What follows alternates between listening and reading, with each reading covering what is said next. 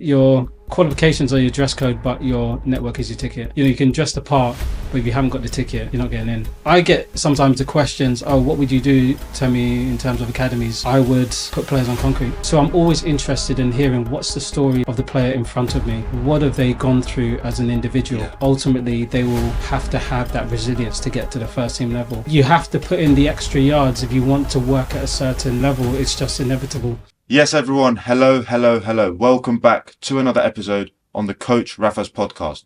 Today, I'm joined by a very, very special guest. A guest who's had professional Premier League academy experience at the likes of Arsenal, Fulham, Tottenham and Southend United. Temisan Williams, how are you doing? I'm doing great, thank you. How was that intro? Sorry. It was very, very honourable. Thank you. It's a pleasure to be here, and I love what you're doing on Instagram. You're doing some great stuff, honestly. I appreciate the kind words. Yeah, thank you. We don't waste time on this podcast. We just go straight into it. So first question is, what is the key to creating a very strong team environment? So I love this question because ultimately culture and a strong team environment is really what sets you apart as a team. So the first thing I would say is you've got to look at the individuals first.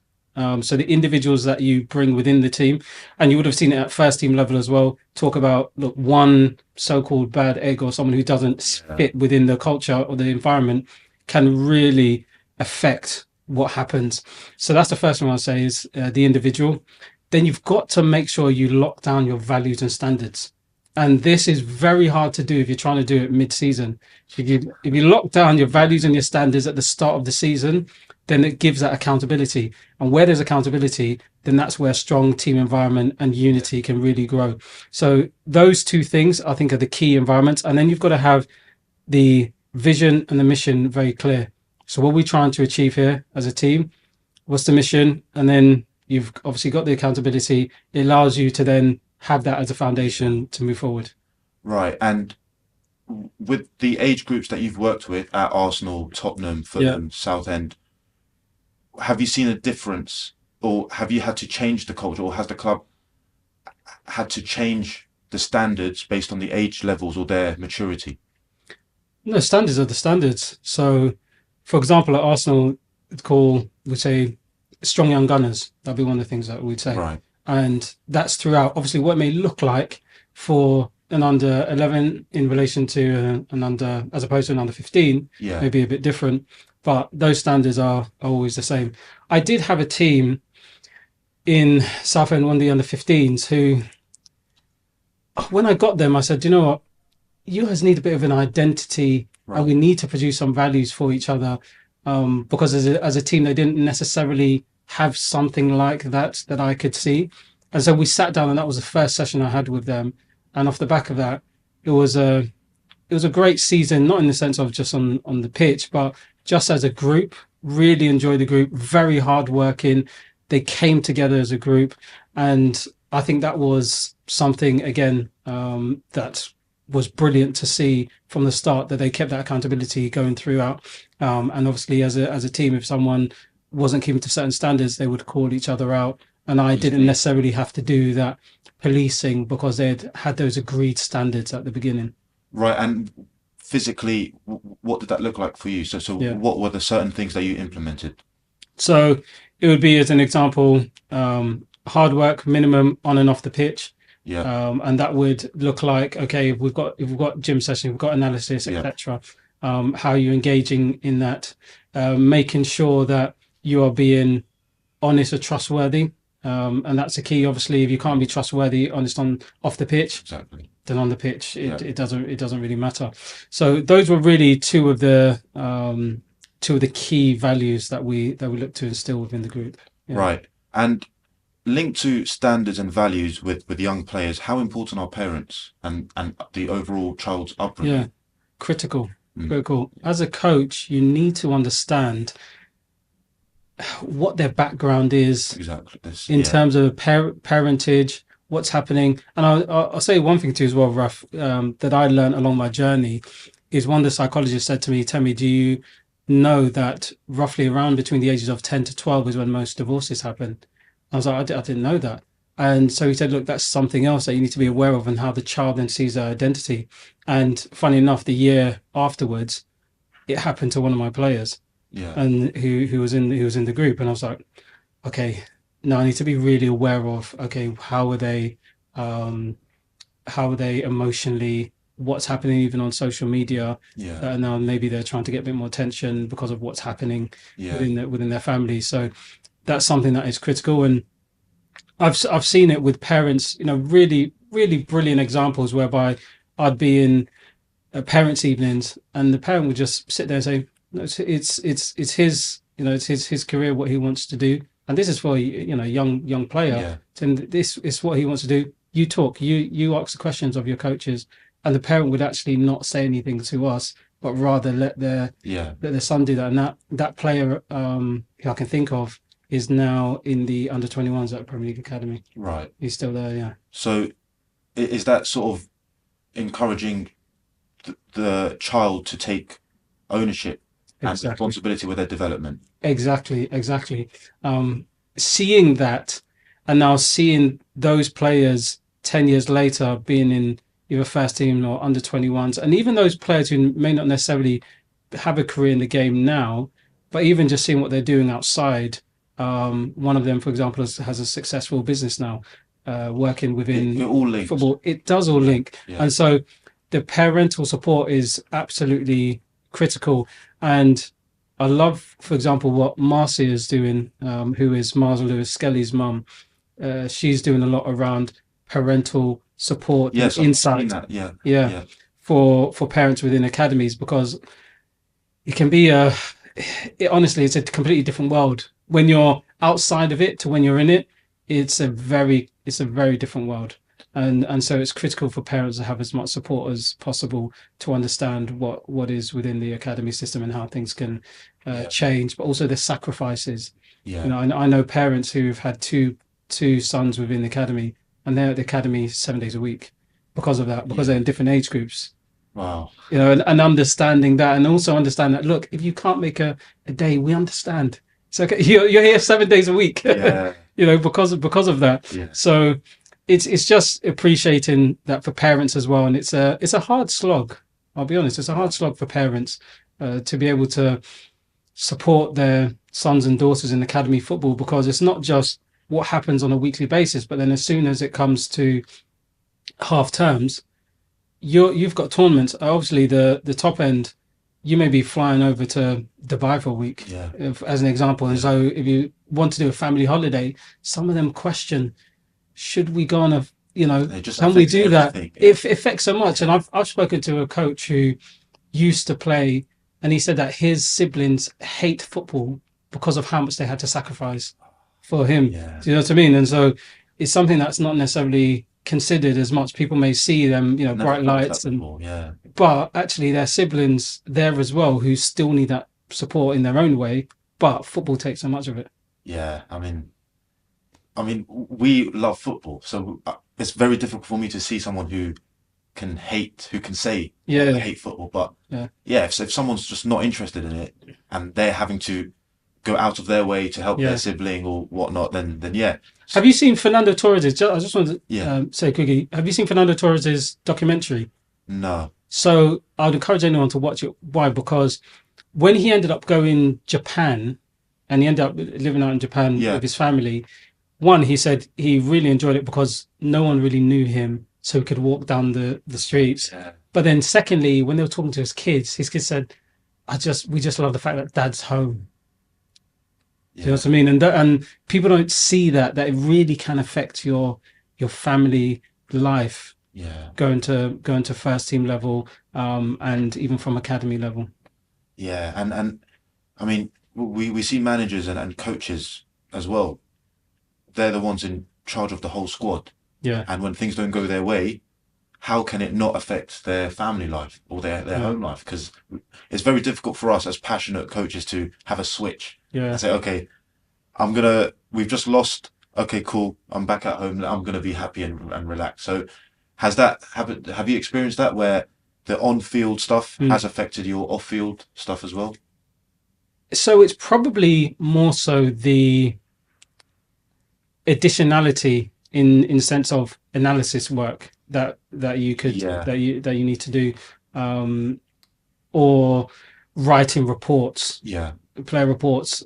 So, for example, when I was at Southend, we did, of course, your Cat 3, you don't have as much as the Cat 1. So I decided to take it upon myself to do analysis work with iMovie, etc. I mean, you're working until midnight, and you know, you're married, etc. Which I was. It's difficult, but you're trying to get somewhere, and so having an understanding partner, family, kids really does help. But yeah, you have to put in the extra yards if you want to work at a certain level. It's just inevitable. But obviously, once you're then there, it's then the question of how long. Exactly. So, yeah, that's it. How do I say? Do you personally have any regrets within all your Premier League academy experiences? No. Good. No. Okay. Yeah, but you know the reason why is because originally, in my story, I was on the route to be a doctor. Wow. So I was planning to go and be a doctor. I was doing my biomed, was going to transfer over to medicine, and I realized I don't want to do this. I would hate it. God bless doctors. We need them. Of course, they do. The job that they do is, can't be comparable in terms of football. But I knew that I would just hate it. So everything else for me after that was, I'm just in it. No, I'm in it. I'm full in terms of football, and I want to go as far as possible as I can. And it's just been a privilege to see the players who I've been able to coach, the friends that I've been able to make, see where also fellow coaches who I came up with, seeing where they are now as well. It's just been a joy for me. Yeah. So what is it about football specifically to you that resonates with you, that makes you love it and enjoy it so much? From childhood. It was really the only thing that I was seriously obsessed with. Right. I was just obsessed with watching football, from the times of collecting all the stickers. I became obsessed with Championship Manager from age 11, which obviously is now Football Manager. Yeah. And so for me, when I knew I could then be a player, the next best thing was try to help players who wanted to create that dream for themselves. And so that's where I said, okay, I'm going to go into it. I set myself a 10-year plan because I knew that the players who I was watching at the time, Lampard, Gerrard, Henry, they would then be retired by the time I get to the point of maybe being A license, etc. Yeah. And so I wanted to know that I had developed myself to a point whereby if perchance I ever coached alongside them, I knew what I was talking about. I see, yeah. And so that's why I did that. Okay. And what is it about a young player that makes you say, yeah, this play's slightly different. I can see him making it to the Premier League? Because we know how low the chances are of every player making it to the first team of that Premier League team. Yeah. So what is it about one player that you look at and it clicks in your mind that this one has potential? The first thing is that they are a persistent questioner. Oh, now, right. Many people would think, oh, maybe what you see on the pitch, etc. No, a persistent questioner, because I've seen in academies players who may not have, when they've come in, may not necessarily have been the most technically gifted, but they asked the most questions to develop. And then over the years, you saw how they grew because of that, because they never had a chip on their shoulder that, okay, I know what I'm doing, etc. Yeah. They were humble and constantly asking questions. And those are the ones who I've seen actually surprise a lot of people and go a lot further at times. Now, of course, it's easy to spot those who, when you're looking on the ball, can take on 1, 2, 3, 4 players. But as I've gone through my coaching journey, I've started to actively look at those off the ball. Mm. So whenever there's a player on the ball, I know, okay, I understand what this player can do here, but let me see what the player's doing on the other side of the pitch. Let me see how they're interacting. What are they looking at? What movements are they making? Because ultimately, football is a game of movement, and only one player on the pitch can have the ball. Yeah. So the others are actually just moving to see if they can get into an appropriate space, whether to defend or to attack. And then it's resilience. So I'm always interested in hearing what's the story that of the player in front of me. What have they gone through as an individual? Yeah. Because ultimately they will have to have that resilience to get to the first team level. And one of the things that people forget is that you're trying as a young player, you're trying to replace someone who may have played 200 games. Yeah. That's not a difficult feat. You're trying to replace them in the team and replace their first team position. They obviously may have have family to take care of, kids, wife, mortgages, etc. It's not an easy job. Not an easy job, whether it's in the male female game. With young players, so around the age of 14 and 15, you just mentioned resilience. Let's say they don't have their best performance in next training session. You can see that their head is slightly down and they're not playing the way that you know they can play. Yeah. As a coach, personally for you, what is it that you're going to tell them and how are you going to get them back to their groove, basically? Firstly, I would want to find out if it is on the performance that they are reflecting on, or is it something else outside? Okay. Yeah. Because we can see a behavior, but we don't necessarily want to assume that it's related to something particularly. Then, because obviously football is just a small part of their life, and there'll be other things. So that's the first thing. Now, if it is related to their performance, I'd firstly try and get them to focus on what is at least the one thing that you were happy about that you did on the pitch.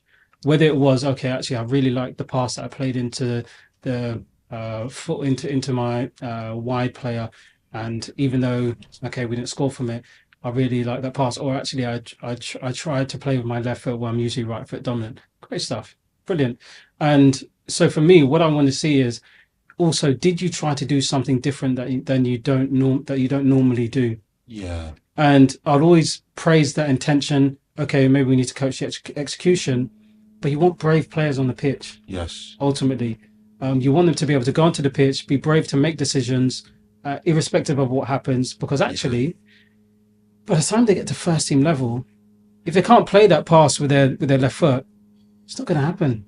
So let them do it there and help them to understand and look at the perspective of, okay, look, in the grand scheme of things, I'm going to help you to get over and get through this, so that by the time, if you're able to get to 18s football, first team football, you just do it, because obviously you do it. Professional football, it's full of mistakes. Yeah, exactly, and it is. Yeah, players just bounce back. Exactly. 7 seconds, they like a goldfish mentality. They're back. So now, thing is, in the academy environment, you've just mentioned that they must learn it and they must be coached it, and they need to actually understand that make one mistake, it doesn't matter. Now, there are so many coaches that care about results in the under 12, under 13, under 14. Now, a coach such as yourself, clearly it's player development, player driven, which is how it should be, right? Or so what I would say here is that it's about player development, and also development also through results. Okay. Because players don't go to the pitch to lose. Yeah. Of course, they go to win, and we need to respect that. So when I hear some coaches say it's not about the result, I don't agree with that. Okay. Because the players want to win when they go onto the pitch. So it's you have to respect that as a coach and understand that. And that's why we play the game. That's why it's competitive.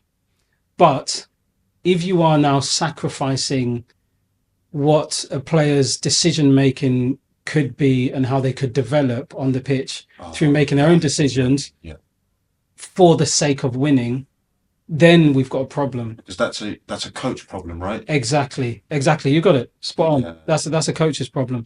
And that's an ego problem of, I want to be able to go and say to everyone, we won 2-3-0 at under 11s against this other Cat 1 team. Who's going to care in the end? Ultimately, in the long journey, it's about actually how have the players developed through that.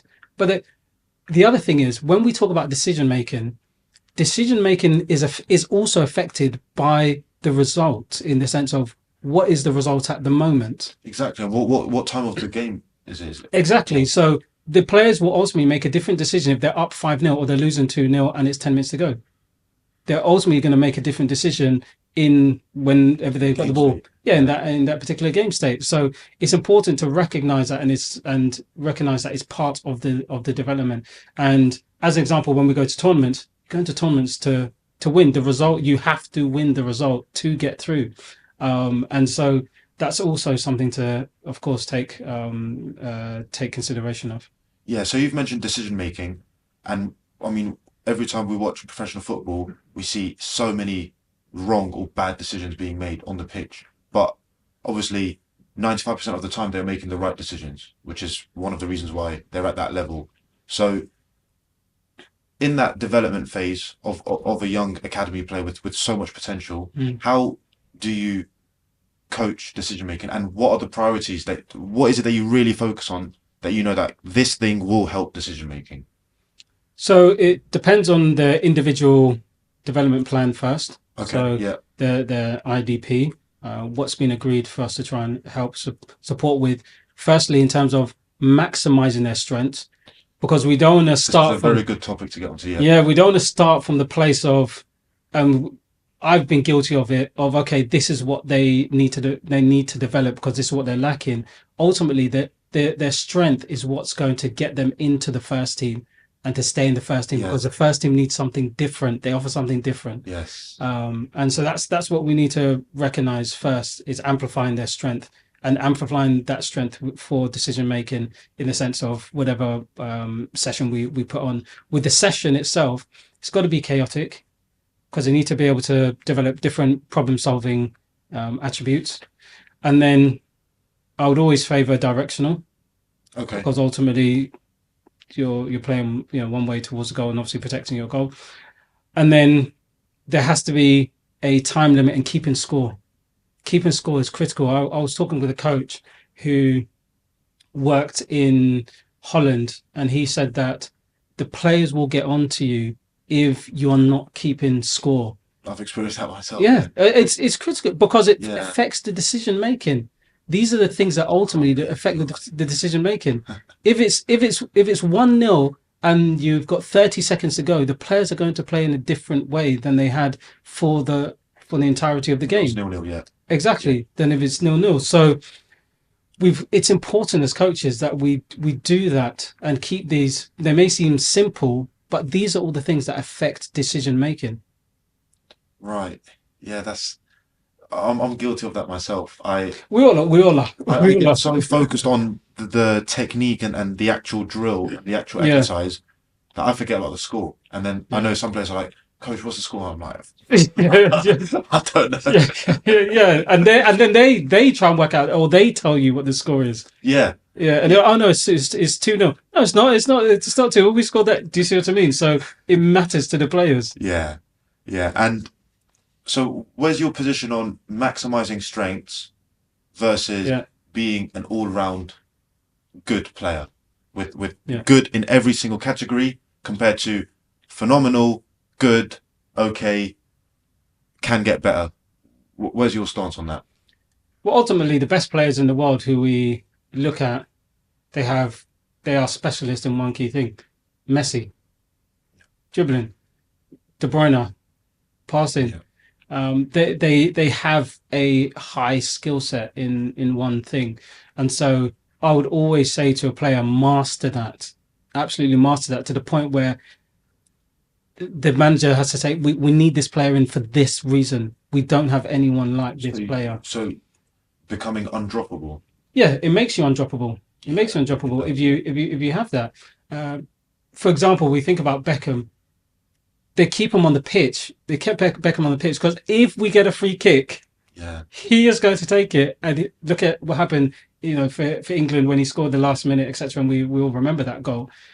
But these are the things that will help you as a player in your career. Now, the other things are more affordances. So this is my point. Yeah. So there are maybe 2 or 3 which maybe you're not particularly the best at, but actually we can afford for you not to be the best at it, or it to just be maybe, I don't say mediocre, but average because of this other aspect that you bring in. So as an example, people have gone on a lot of times about Trent's defending, as an example. It's not terrible. Is it the best? No, it's not the best. But when he gets on the ball, he's going to create a lot for you and that team. And he's also got that flexibility to be able to move into different positions to then also unlock defenses. So ultimately, you make that affordance. And that's something that needs to be recognized. Every player will have some type of weakness or be average at something. And it's just how do you make those affordances accordingly across the team. So where do you draw the line on that? Because there are a lot of players who are actually good players, but they're not specialists. So do you encourage them to focus on that one thing that they have potential to become a specialist in, which potentially negates the rest of it? Or do you say, okay, let's just work on all aspects of your development? Yeah, so they're still working on all aspects of the development, but naturally one thing will come. And what age range would that be around? So it all depends. Some you may not see it till later on, and also environment as well, because you may be in an environment whereby there's potentially only 2 strikers in the group. And so actually it's easier for you to have that development, whereas you may have a team where there's 8 centre midfielders, and now you've got players who are playing in all sorts of positions, and now maybe later on in a different environment, they're able to establish themselves a little bit more in those types of positions, where then their ability to receive off of both feet and play off of both feet is then highlighted even more. So we've got to look at the environment in which they're in, and that's why when it comes to, and just on a side note, when we look at retain and release, it's that, okay, the environment isn't for you, this current environment, but it doesn't mean another environment you may not thrive in, as an example. So yes, I would definitely say, of course, when, every player on the pitch, attacking, defending, you're going to be involved in both, but then it's the intensity in which you do what you do.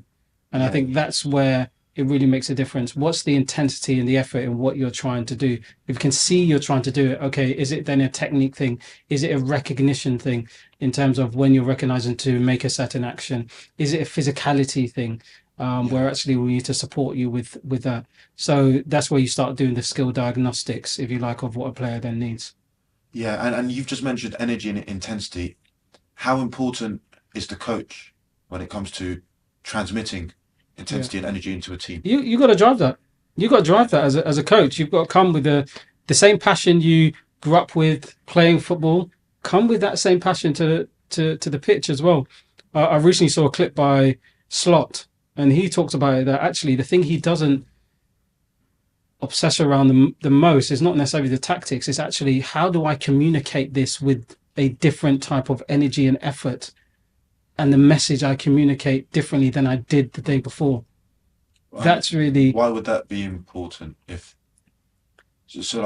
one way of communicating works, why would he... Because ultimately the players will, just like anyone, you'll end up getting bored of the same type of level of communication or type of communication. As an example, if a coach continually told you, oh yes, when I trained Cristiano Ronaldo and he said it 100 times, after a while you're like, okay, well, Ronaldo's not here.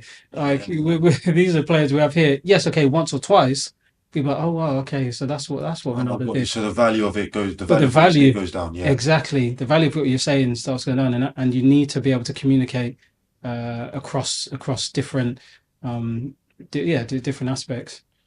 Right. Yeah. And let's just dive in a bit into you personally as a coach. So what's the toughest moment you've experienced, and what did you learn from it? Hands down was when I was lead coach under 15s at Southend, and we went to Chelsea and we were losing 5-0 by half time.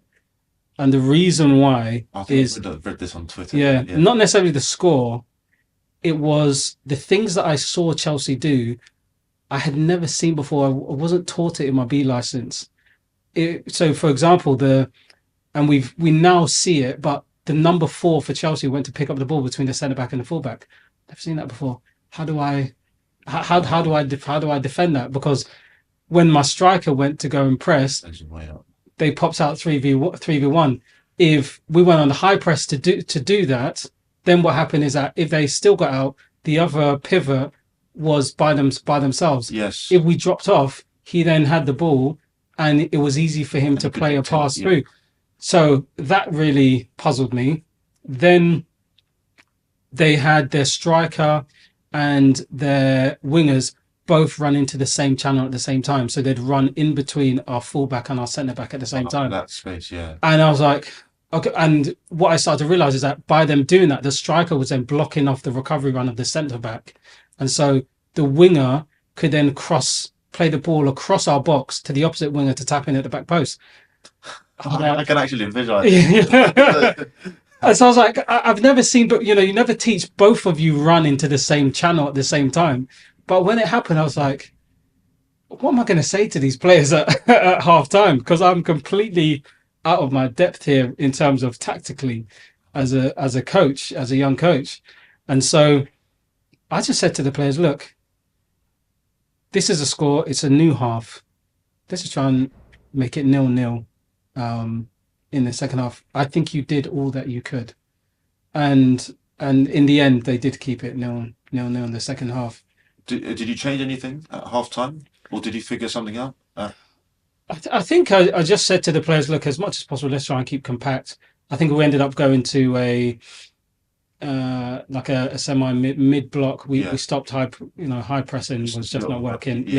Give him a bit of a break, and then just said, look, if you get an opportunity, let's see what we can do. See if we can create some opportunities for ourselves. And it was a good learning lesson for the players as well, in terms of some of them who would obviously want to progress to higher academies. It was a good lesson. Yeah. Now, everything that you've just explained there is all it's the tactical aspect of what you've learned. What about mentally or psychologically? Or was it that moment where you've realised, oh my God, I have so much learning to do? Or is it another moment where mentally you're like, I got this wrong? Or have you ever faced moments of self-doubt or worry or anything down that route? So probably not. I wouldn't say self-doubt because of the decision I initially made to obviously change trajectory. So for me, I was always set on, okay, this is what I'm going to do. So it wouldn't be self-doubt. I think probably one more uncomfortable rather than really tough was that me and a friend, in terms of coach, we both wanted the under-15s head coach role, and we just had to talk to each other and say, look, I said I want it, he said he wants it, so I said, okay, well, the best man wins. Right. Yeah. Okay. and just having that conversation was tough, and then obviously we ended up getting it, but we're like, look, we still talk today. So so it didn't affect? No, it didn't affect our relationship in the long run, but obviously at that moment it's like, okay. Yeah. If we look at tactics, team unity, understanding players and player profiling and player strengths, man management as well, but that can go down to team unity to an extent. But if we were to rank tactics, unity and player ability, what would be your order and why? So tactics, team unity and player ability. Team unity first. Has to be first. Yeah, team unity has to be first, because ultimately how you interact with each other is going to be key for us achieving what we want to achieve. So that has to be first. Then player ability, because player ability defines the tactics. I see too many coaches, as an example, even in grassroots, say, oh, it's play out from the back, but the player doesn't even really know how to pivot their body to receive on their back foot. Doesn't matter what tactics you put out there. If the players can't do it technically, or they just can't recognize how to do it, because if a player can't even receive on their back foot as the ball's coming, then they're not looking at what's the next pass or looking at the space. Securing the ball. They're looking at securing the ball, and then and then they're just being clattered. So tactics for me has to come after the playability. Yeah, so I'll go team unity, playability, and then tactics. So I've had 3 guests now, and they've all said team unity first. It's obviously with what I'm doing on social media, I thought first it was the tactics, and I learnt the hard way that it wasn't, because my instructions were clear and the players understood it, but the team unity wasn't there. Yeah. So when I'm trying to play out and trying to get, I don't know, my centre defensive midfielder on the half turn, and he loses the ball, everyone's shouting at him. Exactly. That's when I realised, hang on a minute. Now that centre defensive midfielder is not going to show for the ball again. Nope. Exactly. And that's when I was like, okay, so let's strip the tactics. Let's leave the tactics. Tactics will always be there. It's the team unity in that moment, right, to get the team together. But the thing is with tactics, and it's great that you from your own lessons you've learned that tactics is really just how your players interact with each other. At its very basic, it's just how they interact with each other on the pitch, and it starts with obviously 2 players understanding each other. Okay, this is what he likes to do. This is what she likes to do. Right, this is how we'll make that movement. And I saw a clip. I think it was Evra talking about Berbatov, and it wasn't anything in detail. It was just like, oh yeah, I know Berbatov likes to receive the ball here. So I'm just going to do this. Isn't it? It was just so basic, but we elaborate on it too much. Yeah. But for the players, it's as simple as that. And when you think about playing football, you know that, okay, I know this player likes the ball here. I know that as soon as I get the ball here and there's space here, they just want to run it behind. So I'm just going to play that pass into there. As simple as that. Now, what you've just discussed and what you're referring to is a bit of the relationism aspect. Exactly. Now, we're seeing how positional football has become. But now we're slowly seeing a little bit with Nottingham Forest, with Bournemouth, a bit more free-flowing, a bit more direct, a bit more less positional, less detailed, but more about the players expressing themselves. So where do you think football is going? Which direction? Football has definitely changed from when I watched it when I was growing up. I think I had a great era with Ronaldinho, 100%, Zidane, and it was just a joy to watch them, and they just did things that you didn't expect. I think that's the whole point, right? That is the whole point. And now I look at it and I say to myself, how many players are doing things that I don't expect? And it's hard for me to think of players who are doing that. And that's why it feels strange personally when we look at Ballon d'Or conversation now. I don't know. There's not a standout that you're like, this one. Whenever I'm watching, I don't know what he's doing next. Yeah. And obviously, we've been very much privileged to have it dominated by Messi and Ronaldo for the best part of a decade. But that's the one thing that concerns me a bit, is that it's becoming a bit too prescribed. And I use that word a lot. Yeah, and I get sometimes the questions, "Oh, what would you do, Temi, in terms of academies, change academies?" I would put players on concrete. I'd get them playing on the streets. Yeah. Because you learn so much. You learn, okay, if I'm playing against someone who's 4 years older than me, I've really got to avoid them, and I've got to work smart and play smart. And you develop the understanding of taking a quick, fast touch to then play, or how to use your body to kind of get in the way of a bigger player. Exactly. Or a ricochet that comes off of the curb, and now you've got to deal with that ricochet. That's the second ball in a game. Exactly. Yeah. And so I think there's a lot that we're missing there. And it's, when I think about players now playing from a young age, a lot of it is structured. And I wonder how many of them are actually self-managing, because we did a lot of self-management on the pitch. Oh, sorry, in the streets. There's a lot of self-management. Find solutions. Yeah, you have to find. Yeah, and we kept the score. You made the goals, however, with jumpers, etc. And the only time you knew it was over was when it was dark and there's no lights, or your mum or dad tell you to come in. Or the guy who owned the ball. Said he's going home. Yeah. He said, no, that's enough now. I'm going. So I think that's something that is definitely missing, and that's why you still see players from Argentina from Brazil, etc. Exactly, you're still seeing that come through from those players. Not to say that we don't have that here in the UK, but when you look at those players who are flary players, think about where they grew up from. Exactly.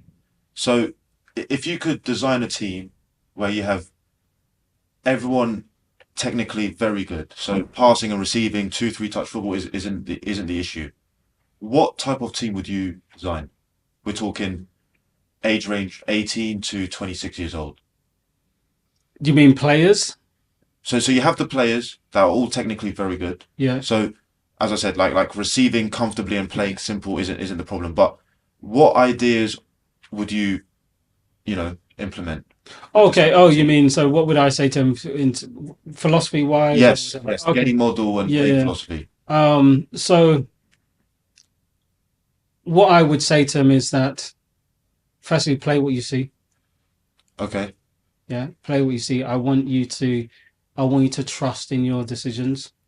Okay. Because ultimately I'm not the one on the pitch. So I'll say play what you see. I would say, as much as possible, try to play forward. So whenever you can, recognize to play forward, because ultimately football's an invasion game, and we want to, as much as possible, get into the opposition half, get into the opposition box. Then I would say take individual responsibility for where you are on the pitch. Okay.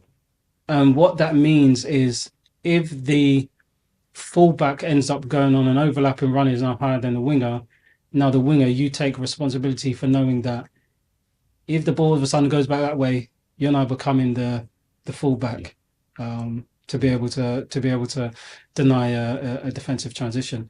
So that's one of the other things that I would say. And something that I really liked, and I got it a bit from Nagelsmann years ago when he was at RB Leipzig, he talked about a laser pass. And really what a laser pass is, just trying as much as possible get in a vertical pass to break as many lines as possible.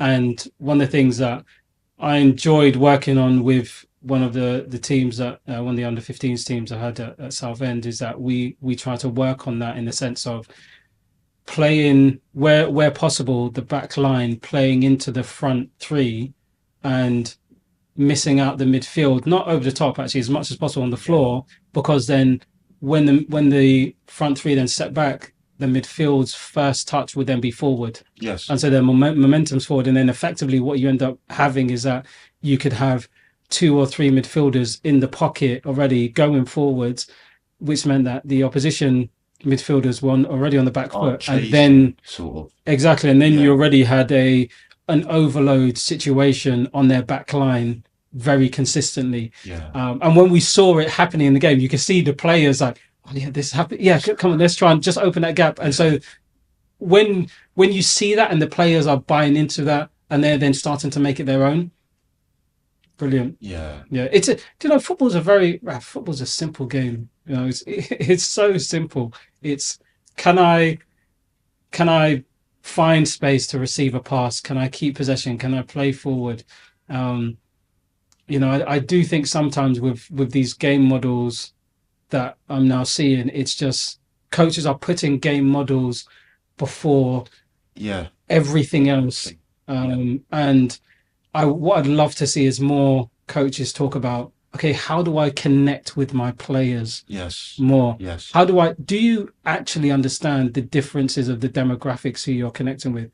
So as an example, I had a chat with a coach one time and he said, I recognize this player doesn't look at me when he's been told off or etc. And I said to him, well, where's that player from? Oh, he's African. Well, yeah, because in the African culture, you're told not to look at your elders when they're turning you off. But I said, okay, but do you notice what this player does? He's like, yeah, he looks at me. Yeah, because he's from a Caribbean culture like myself, where you look someone in the face when an adult's talking to you. Wow. So just understanding the different demographics, because especially for any coaches who are listening to this, who want to work, whether it's academy or first team football, there are multiple, just like in life, there are multiple behind the player. And there's multiple demographics. that are going to be within your team, and you've got to try to understand all those nuances. If you can understand those nuances, then it's easier when it comes to the tactical aspect of the game to whatever you want to try to instill within the team, because they feel like you really are knowing them as individuals. And so really what we're doing as coaches is being people developers and people connectors. Yeah, that's a very good way of putting it. Yeah. I've never, I mean, that is interesting. The demographic bit is People forget it. yes. People forget. And do you know where it really came to the fore for me was actually when I came to Arsenal. It was the first changing room where there were more players from an ethnic background than any other changing room, and it was a completely different type of changing room, because of some of the nuances. And then I was more conscious of how do I help the players from England actually integrate, because they were using certain types of language or types of voices that the players maybe necessarily didn't quite understand. And I was like, okay, if this team is to have a unity, this way unity comes in. Exactly. Everything else. I need to help them to Yeah. understand what's going on when that happens, because the other players, it's just natural to them, it's just normal. Yeah. But obviously to those players it's not. And so that's something that I recognize, and I think that's where it really started to highlight to me that this is necessary. But also just quickly, when it also comes to nutrition, if you look at a lot of the nutrition workshops, it's probably not the typical food that is eaten in the households of the players who are within the group. Demographics again. Yeah. Things like whether it might be plantain or etc. These types of foods are not covered in nutrition. But for me, when you're doing a nutrition workshop, know where all the players come from and relate it to what they eat what they're traditionally going to eat at home. That is very interesting. It all just comes down to, as you just mentioned, just understand the player. As a coach, you have to understand your people. You have to understand what keeps them ticking, where they're from, why they react in a certain way, why they react differently to someone else. Yeah. Exactly. If you can get 3 mentors, three, not one. People and people may question why I say 3. I say 3 because 1, they will help you to get into more rooms, and they'll also speed up your feedback loop for your own development. 2, you need a car. If you want to get certain opportunities, you're definitely going to have to be able to drive. Yeah. So that's second thing. 3rd is networking. And I know people might be like, why networking? Well, because ultimately the network that you have is going to play a big part in how far you're able to get in this game. Of course, you're going to have to do your badges, be able to get the hours on the pitch to learn your craft, but it won't mean anything if you haven't developed the network which will help you to move forward. It's about who you know, right? Yeah, but I put it this way, that your qualifications are your dress code, but your network is your ticket. And ultimately, if you've got if you can dress however you can dress the part, but if you haven't got the ticket, you're not getting in. That is a perfect way to put it. And yeah, that has, by the way, that's been the longest episode so far. That 1 hour flew very quickly, which is a good sign. So yeah, I can only thank you for the insights that you shared. Thank you. We need a round 2. I feel like this was 15 minutes. Definitely, there will be a round 2, round 3. Why not? But yeah, as always, like, share, comment, subscribe, do whatever you need to do. But more importantly, I really hope you've gained the value that I've gained from this episode. If you have, that's my job done. Until next time, peace. That was a really good one. Top man. Yeah, I enjoyed that.